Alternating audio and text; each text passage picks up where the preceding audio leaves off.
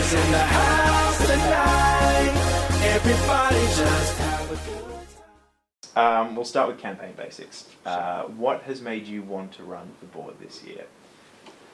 So I've basically just wanted to run for board because I think that, first of all, that sort of there's a constitutional article within the USU Constitution that says that we're committed to the welfare of students and to the student experience and student life in XYZ. And I wanted to see more of an emphasis on the student welfare side because I don't think that that really has been emphasised very well at my time at university. Fair. Who is your campaign manager, and would you like to speak to your brand at all? Yeah, so obviously the brand is Curious Georg. The idea is sort of to get all kinds of students curious about the union and what it does. My campaign managers are Sean, Nugent, and Sarah Enderby.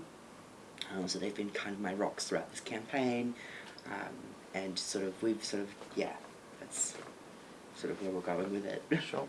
Now, this is the second time you've run for board. Yeah. What do you think you've learned? A, what have you learned in the intervening period? And B, what has made you run this time? I guess I kind of addressed that before. But yeah, if you want to speak to the 2-year gap. Yeah, look, I think in my first year I was very eager to get involved with student life and to be a first year, to sort of represent that student voice. I still think that a first year should be on a board to raise sort of the first year problems of the gaps between high school and university. I think that's a huge issue that a lot of students go through and that the union could be doing more. But the reason I'm running again this year is because, you know, I went through a really hard time in my first year and the union was the organisation that rallied around me and got me back on my feet. So I thought that, you know, I needed to get my life back on track after, you know, everything that happened after my election. I lost both my parents after that election, and I just sort of needed to get myself back on track, get my degree back on track, and that is why there was that gap, obviously. So yeah, now I'm really excited to sort of be getting back into it, and I guess fight for more welfare on campus. Cool. Now,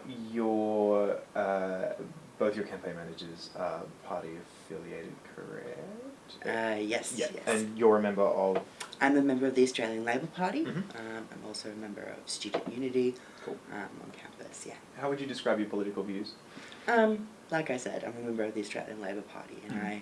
my sort of political views are very closely linked to my values, and that's like a fair go for everyone, regardless of financial ability, obviously, and just making sure that people can pursue their passion regardless of any sort of hurdles, and just sort of, I'm very pro-equality and sort of being able to do what you want without any sort of hurdles, I guess, yeah. If you were to be elected, would you be bound by caucus and decisions you had to make? No, I think that my faction is, our views, I guess, are always very, we always see eye to eye on a lot of things because of our values. Everyone in Student Unity believes in the same right of equality and fairness. So it's not necessarily me being controlled by caucus, because those are just our views that we sort of all share, if that makes sense. Do your view, okay, to ask for perfect alignment is probably unfair, but are there any respects in which your politics differ from Unity significantly? Not really, no. Who is nearest to you politically of the current crop of candidates? I don't think that there's a candidate that's close politically to me. Like I said, I don't see it as a political thing, I see it as a values thing. Sure. And I think one person that really sticks out to me in terms of equality is Shannon Potter. She's someone I extremely admire.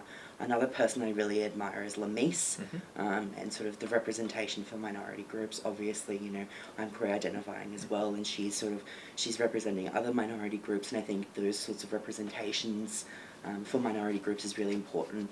Another person I really admire is Jack Whitney. So yeah, those are sort of the types of candidates that I really sort of, I guess, closely affiliate with in terms of the fact of their values and the way that they represent themselves. Cool. Yeah. Have you given much thought to preferencing, and even if not, who would you currently place in first, second, and last if you want the easy one? Tough question. I think that, it's far too soon to sort of, I haven't thought about preferencing at all. I've just been hitting the ground hard. That's right. And just focused on my campaign, obviously. But like I said, there's not a single candidate I would put last. I've met all of the candidates. I think we have a really great sort of crop or field, whatever we'd like to call it. And I'd like to work with any of them. I've met a lot of them. I've spoken to some of them already, and some of them I know already since from first year, and I think they're all a lovely bunch of people, and I would be privileged if I got on board to work with any.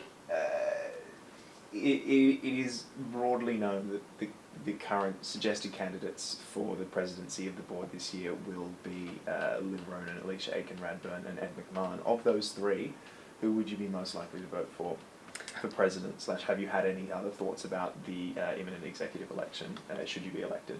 Okay, so the first part of the question Sure. is the three candidates for Pres. So I'm going to be voting for my friend Alicia Aiken-Radburn. Sure. The reason for that is she was she was my closest and best friend throughout my time at university. I actually met her in first year when I was running my first campaign. Right. And she was one of the first people that came up to me and was like, if you need help with anything, please let me know. But more importantly, I really strongly associate with Alicia's values and the way that she has worked so tirelessly on board. I think we need a president that has personality, and she's that person. She goes to events, and I always see her going out to events that some people could say are a little bit more dorky, like playing a board game, or right up to the other end of the spectrum where it's parties. And she's really heavily invested in the USU and passionate about the USU, and that's sort of why I feel so strongly about her, is because of that. And she's just worked so tirelessly for the union on the We Are Women projects and the FPOS minimums, which saves my life all the time in terms of, I don't want to get cash out because the Commonwealth ATM is gone at Manning, and things like that. So, I think that is just something that she has done so well at, is just being totally invested, and that's why I'll be supporting her. The second part of the question was the executive elections. I'm actually really good friends with all the people that got elected last year. Cool. They haven't approached me about sort of executive elections, so I think it's perhaps a bit too soon to talk about that. I know that a lot of them are very passionate, obviously, and I think all of them would do a great job on those executive roles, but I would really like to sort of hear their spiel, I guess, what their vision for that role is, what they would like to achieve within that role, and sort of go from there. But I think they would all do an amazing job. So. It's not a question that we've thrown at everyone, but I think given the eagerness you demonstrated in your first year, it's probably worth throwing to you. Yeah. It's not unprecedented for a first-year elected candidate to go for an executive position on board. Is that something you'd be open to? Look, it hasn't been brought up, but Yeah. it's something, if the wind blows that way, and if I would have the support, I would be privileged to take that. But I think also, there's a lot of passionate candidates. I think that will be highly unlikely that event occurs, but I would be very privileged. That's fair.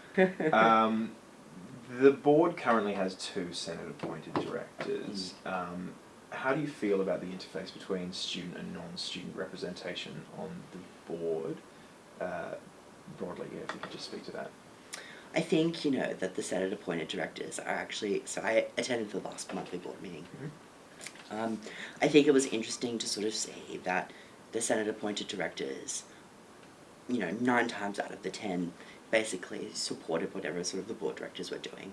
I think there's a few times in that board meeting where, I think the spectacles policy came up, and, there was a bit of division amongst that, just sort of in terms of if it was still a relevant policy or not.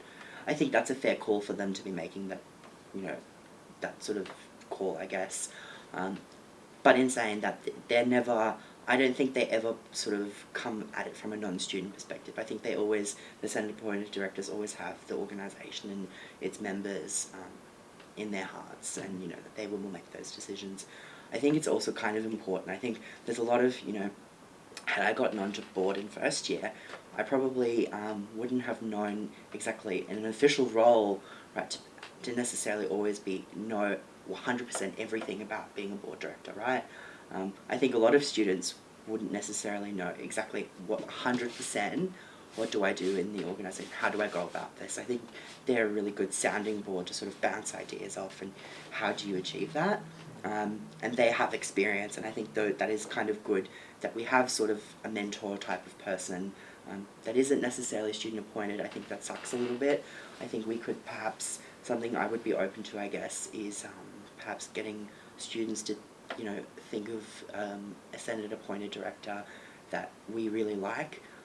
But in saying that, also the board typically makes those recommendations to the university, so I think it is a fairly fair process. But I would perhaps like to see it perhaps being opened up more to the membership as well, which is one of the policies I guess I have as well, is the Members Policy Forum.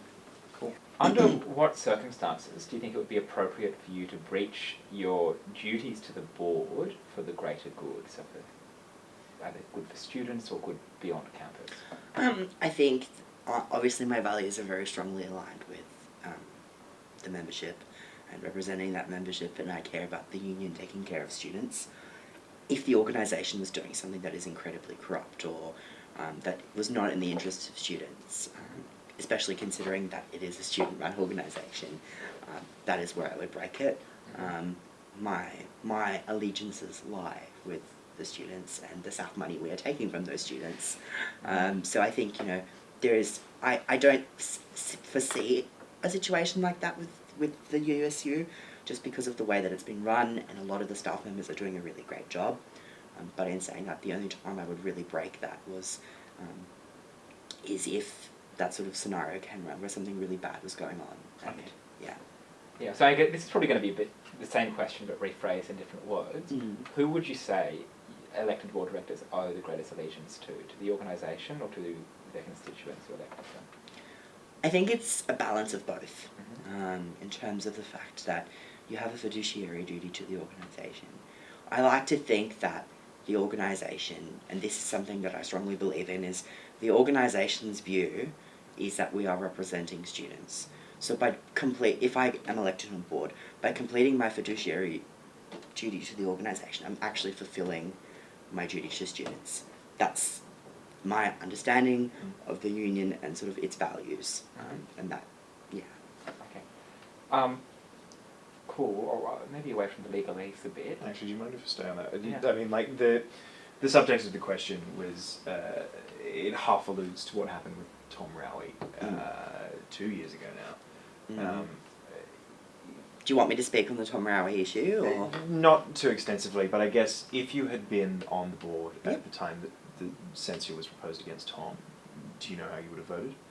Are you talking about the censure? Yeah. About Interfaith Week, or are you talking about the leaking of documents? The leaking of documents. The leaking of documents. So that was essentially, I actually attended that meeting, where he was the proposed kick-off meeting. Or That's right. Whatever we want to call it. I actually attended that meeting and I spoke against it. Okay. I spoke against kicking him off. Yeah. Now the reason why I say this is I support the idea I support Tom's value of standing up for students. Now, I personally wouldn't leak the information. What I would have done is I would have created a stink, so to speak, within the union, and I would have said that the union should be disclosing this information. Not just one board director shouldn't be taking the hit, it should be the entire organisation standing united on that front. And I think that we are far stronger united than we are divided, because that took a lot of time away from other things that the board could have been doing, and it was actually detrimental to the organisation with this division. And that's the only criticism I sort of had about that meeting. Fair. Cool. Okay. Yeah. So now out of the politicking and my favourite part of the quiz, what do you think? What's your implementation plan for your policies? So you have things like a 24-hour coffee on campus or $5 meals. Have you looked at the numbers or how that's going to work? We know that, for instance, Courtyard Cafe was running a deficit a lot of last year. Do you think the union is going to be able to set up a 24/7 coffee outlet? The courtyard wasn't necessarily, so the budget, there's these, I'm actually a commerce student, so there's like there's ways you categorise transactions within accounting. Now the reason why Courtyard Cafe was making a deficit was because within that budget, we didn't budget for the fact that it would be so heavily delayed. Yeah. So the union didn't actually lose money per se, we just didn't make income that was projected income. So I think that's something important to realise, right? When you take that away, our USU outlets are actually doing quite well. I attended that last monthly board meeting, and at that board meeting it was actually raised that we were $300,000 above projected income in this quarter. So we do have the money. We have $7 million in reserves. It's another key figure that we should be looking at. In terms of 24/7 coffee, I think it's actually very achievable. We've got the Fisher coffee card there. It really wouldn't cost that much to put, a couple of staff members on to split those shifts up. It depends on how we would go about that. I think I would like to see students getting those roles. I know that I would be really keen to have, had I been, a first year or second year, I would have loved to be able to work on campus, because I was on campus at 12 o'clock at night doing my essays anyway. Yeah. I may as well be getting paid for being up late, because I was always up late. I'm a bit of an insomniac, so... but, I think that is something that we can quite easily do. We have the facilities already there. We also have Carslow Kitchen, so it depends, I guess, which sort of venue would be more appropriate. I think the coffee cart would be more appropriate, considering we've got the Fisher 24-hour space there. Yeah. And that would just be really easy in terms of getting another staff member on there. So, yeah. You spoke very briefly about that it would be good to be able to give more jobs to students and union things. Would you ever be behind a policy of giving... Sorry. By all means. Do you have enough water? Yeah, good? I have water, thank you. Would you ever be behind a policy of focusing on giving union jobs to students or members of the union? It's something actually, that was my policy in first year, was creating jobs, union jobs for union students. Yeah. I think that is something I'm still very passionate about. It kind of upsets me to a certain extent that some students, so there are non-UCID students who work here. I understand also there is a quota in place at the moment. I think it's 80% of students must be from UCID, which is great. Something I want to do is I want to create more student jobs, obviously. One way that my policy would implement that is with the inclusive marketing for international students, so employing bilingual students to do those sorts of roles for the union, and just I would like to see the union look really into its membership when they're looking to fill roles, looking within our sort of community and fostering that sort of sense of the community. You talk about having an annual members forum. How binding would you see the recommendations being? So obviously there were policy forums, particularly about transparency last year, and the recommendations that came out of them were to some extent implemented and to some extent not. With your policy forum, do you see that as just being a chance for union members to air their grievances, or actually something to bind board directors to make them pursue things in a particular direction, like a particular program? I think my annual members policy forum is the idea of this. So my policies have been divided up into 3 categories. So that's look, listen, and learn. So look within the organisation, listen to the membership, and learn from those 2 things. The idea that I have with this members policy forum is that we're looking within the organisation and we're listening to these members. It would be very silly for the union to not be listening to its members or its constituents when they're making a policy. And that sort of is my line of thinking, is I want to see the union actually be very binding on this issue. If there is a consensus that we should be doing something, we should be doing it. Yeah. At the end of the day, we are taking their staff money. We have to do what is best for student interests. And if that, in whatever that interest is, we should be doing every conceivable thing to make that happen. Yeah, so to be clear, are you saying that you would be bound by decisions made by it, or just that you think it would be the right thing to do? I think it would be the right thing to do, and I would like to, like I said before, I would like to think that the values of the union would align with doing those things. Yes. obviously, if it's something that's very hard for us to achieve and that could potentially bankrupt the union, so for example, taking on a huge debt to buy something that we What's really that? can't afford, I think we need to find that balance. If it's something we can easily do, and the membership wants it, I think I would just like to consult with the membership and sort of consulting with the membership and giving the SWOT analysis, so to speak, of what is the strength, the weakness, the opportunity, the threat type thing, and we make an educated decision from that. Yeah. You've spoken a lot about your personal experience of the union, especially in your early time at university, and what it did for you in terms of student welfare. Did you have any interactions with the SRC side of student I did. welfare? Yeah. The SRC could really not offer me a lot of assistance in terms of financial relief. Right. So because of my international status, Right. I was a permanent resident, not a citizen, Mm-hmm. which means you're semi-international, but you're not, you're semi-Australian, but Yeah. not Australian enough. So essentially what that meant for my welfare situation was that the SRC could offer me a loan, or the university could offer me a loan, but that wouldn't have Right. helped me due to sort of the rules around paying your fees. So essentially if you can't pay it off by the end of the semester, you still become blacklisted. So it's actually it was a very precarious situation. I didn't need a loan, I just needed financial relief. And the union, I had a great caseworker from the SRC who really helped me a lot in terms of helping me find the relevant people that I could knock down their door, essentially. So, for example, that was Sharon Maher, and she really helped me a lot with sort of documentation, but there was really not a lot she could do within her power, I guess, Yeah, right. of providing me with financial relief. So the SRC could have offered me a $50 emergency loan, which is really not enough when you've got a $12,000 funeral to pay for and a Yeah. $4,500 fee. My point is that the union was like, I can't believe that the university was doing this to you, and they rallied around me essentially, Right. and they made it happen that I could be at uni, which is why I feel so privileged to be at this university, and the sense of community that the union has brought. Sorry. No, that's fine. It's interesting because the question that typically leads into is about whether or not the SRC or USU best addresses matters of student welfare. And in almost every case, the trap has been avoided by recognising that they deal with different needs. But that is definitely a case of the union taking on direct personal welfare in a way that's typically the jurisdiction of the SRC. It's a real pity that people are falling through the cracks, if only for their pseudo-domestic status. That's a bit rubbish.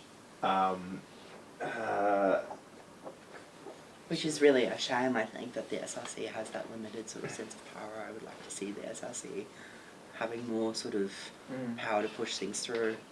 Yeah.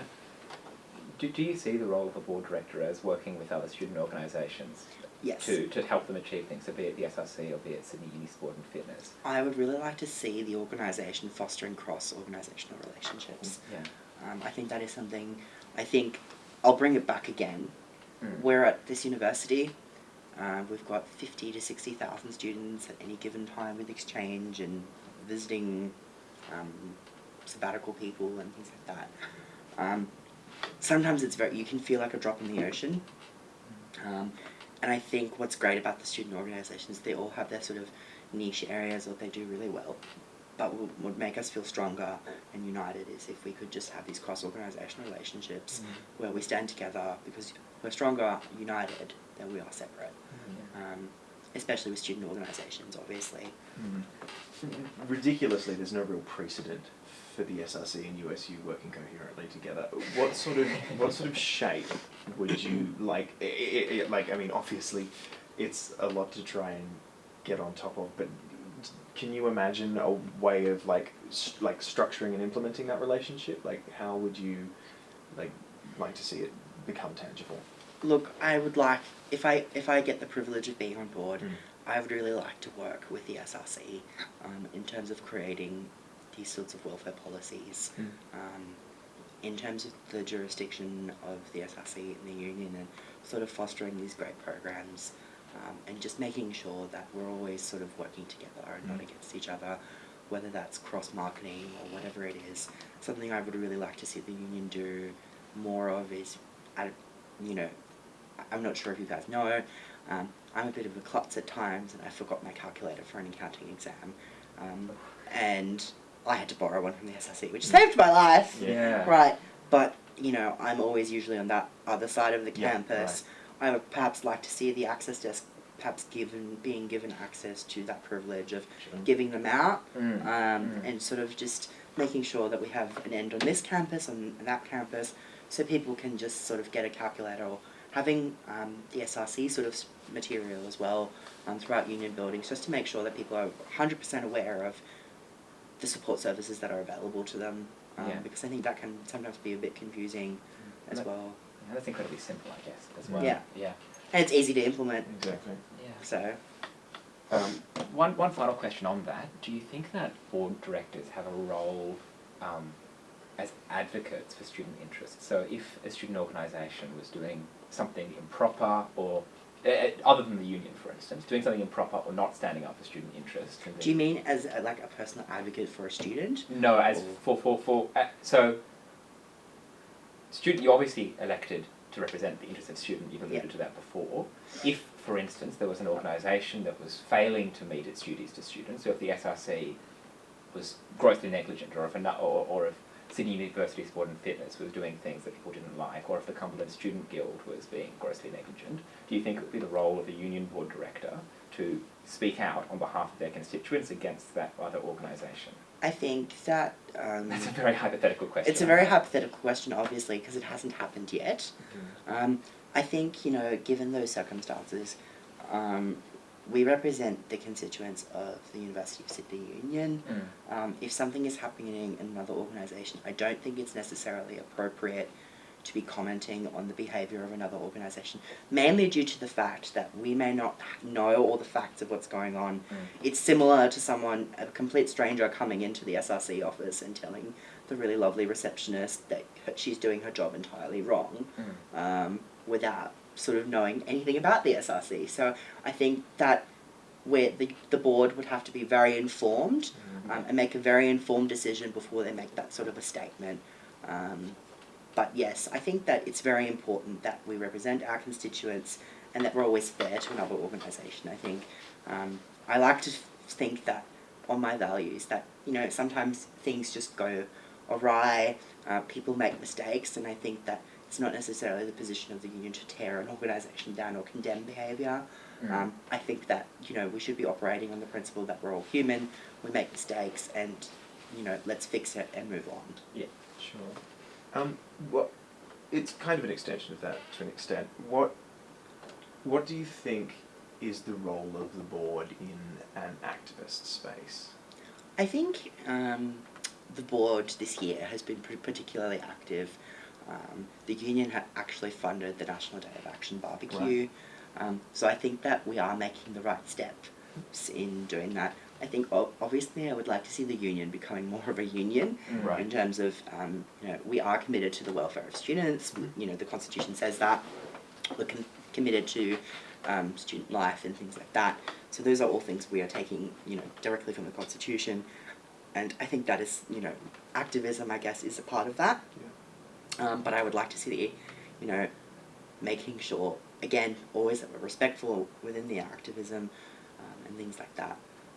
But yes, I'm very pro the board, you know, what the board has done this year with the National Day of Action and that barbecue. I would like to see the union do more of those things, supporting solidarity, you know, especially against fee deregulation and the potential scrapping of staff. I mean, those are things that affect our organisation directly, because if fee deregulation goes through, a lot of students are not going to want to buy the access card. A lot of students may be denied their opportunity to even come to university, which means their membership could drop. These are all sort of factors that affect our organisation, and our constituents as well, which means that it is our responsibility then to be an activist, to ensure that our constituents always remain safe, and equitable, and have equitable access. Sure. And to that end, are you happy with, like, the relationship between the union as a service provider and the union as a union, really? Because, I mean, obviously, post-compulsory student unionism, it's had to shift its priorities Yeah. where its resources go, and so on. Do you think? What do you think of the balance that they've struck? I'm not, like I said, I'm not 100% happy with the welfare side, which is why I'm obviously running. Good. But in saying that, I think the organisation has done, especially the staff members, have worked really hard to make the organisation grow in terms of the revenue streams. I think something that the past few presidents have done really well is within the strategic plan there was a big emphasis on commercial operations. Now that the strategic plan is expiring, and if I get the privilege of being on board in 2016, I'll be forging, as in creating, Yes. that new strategic plan. Yeah. So what I would really like to see with that strategic plan is we have all these revenue streams. We're going to be basically self-generating in the next 4 years. I would like to see us then be in a position where the new strategic plan focuses on that welfare side. That is the only thing I'm not really happy with, is that sort of support system. I just want to make sure that the union takes care of takes care of students the way they took care of me. Yeah. Sure. So, I mean, as a commerce student, you probably do have an opinion on this. Mhm. Do you think it's appropriate for the discussion of the union's CEO's pay to be discussed in camera, or should that be something that the union's members are aware of? It is within the budget, so it's listed within the budget, obviously. Look, the salary negotiations happened with this current board. I think the CEO did a really great job with his KPIs this year. I don't necessarily have an issue with a CEO getting the salary that he does if he's fulfilling his KPIs of making sure the organisation grows, is sustainable, and is there for future students. I think we need a person who is there on a full-time basis, making sure that we are always going to be around, and sort of safeguarding or future-proofing us. So I think that definitely that should be something that the membership should know about. Yeah. Because at the end of the day, they're basically chipping in for, I'm not saying that the entire budget, they're contributing to a portion of our income. Sure. So I'm sure that a portion of that income will be going to the, to the CEO's pay. So I think that is something important that should be disclosed to the members, obviously. And it is listed within the budget as well, so if you guys download it, you can have a quick look at it. Okay, well, so staying on disclosure, would you support the disclosure of all financial expenses for board directors? So that would be, for instance, how many cab charges a board director is using. I personally, if I get elected on the board, won't be taking a cab charge. I find the idea of a cab charge card incredibly scary in terms of if I lose my wallet, which has happened at Manning a couple of times. Someone could just be using it. It's something that I just feel very scared of taking. I would prefer to go on a basis of you've done sort of this for the union, please keep the receipts, we reimburse you. That way I have the safety net of, it's sort of, I'm a commerce student, so like internal controls, right? Yeah. It's my mechanism of an internal control where I can make sure that, if I've screwed up, then I just have to take the hit. Right, Yeah. and the union would be taking the hit, because at the end of the day, if you've got a cab charge, the union is the first one that takes the hit, and then they can claim it back from you. But that takes time, and it's it's time that the staff member could be spending on other things, right? So in terms of the financials for board, I think that what they're sort of spending on cab charges should, I guess, be disclosed to the members. But also with clarification for what it was. So if there's a legitimate reason as to why, I think the policy is they have to be late for an appointment or the pre-existing commitment, all these sorts of, it's actually quite a very poorly worded policy in my thinking. I think the issue with the cab charge was the lack of internal controls within the union, and just sort of the issues around that of not making sure that people can, I think as students sometimes we sort of not really realise like I said, poorly worded policy, we might misinterpret that, so just making sure that we can always be mindful of that, and so I think that's basically what I have to say about it. Yeah. Well, given that, would you have voted to censure Carrigan and Magyar about cab charge? Look, this cab charge thing, I would have voted to censure both Robbie and Liam. However, I think a misuse is a misuse. However, I would like to sort of see the idea of, Robbie specifically has done a lot of great work for the organisation. He has done mountains of work, and so has Liam. I would like to sort of see the focus of not be on the fact that they screwed up, they are human. I operate on the idea that, we are human, we make mistakes. I would have liked to see them pay it back, and perhaps get, their cab charge taken off them and being punished for that. But in saying that, I would like to sort of take the focus away. Their tenure on board and the things that they've fought for shouldn't be diminished by the fact that they made one bad call. They've done a lot of hard work, and they're very, Robbie and Liam are very dedicated to the union.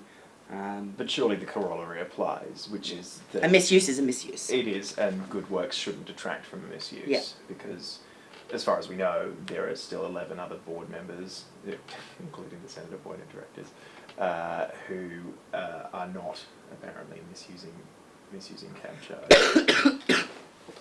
Sorry. No, it's fine. It wasn't really leading into a question. It was just to qualify the fact that, well, may we say, dwell on the positives, but in the same way that one doesn't detract from the other, it's still something, and you've said you think it's worth censuring, so that's it.